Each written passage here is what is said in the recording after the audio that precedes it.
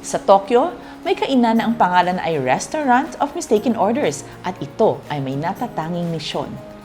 Di ba nakakadismaya kung ang pagkain na darating sa iyo ay iba sa in-order mo? Surprisingly, ang restaurant na ito ay nag-aalok ng ganitong klaseng experience na may magandang twist at hindi ka maiinis. Ang lahat ng staff ng restaurant ay may dementia, ang sakit kung saan ang tao ay dumaranas ng pagkawala ng memorya sa pang-araw-araw na gawain.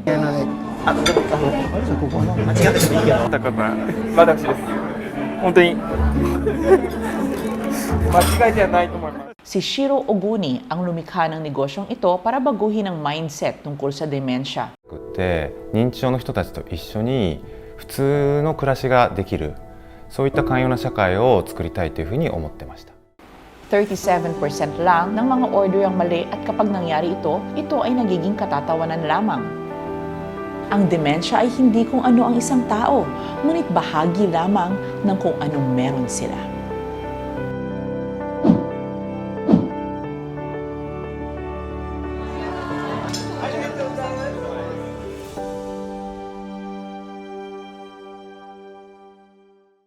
Follow Love Josie sa Facebook, Instagram, TikTok at YouTube. Hanggang sa muli, Love Josie.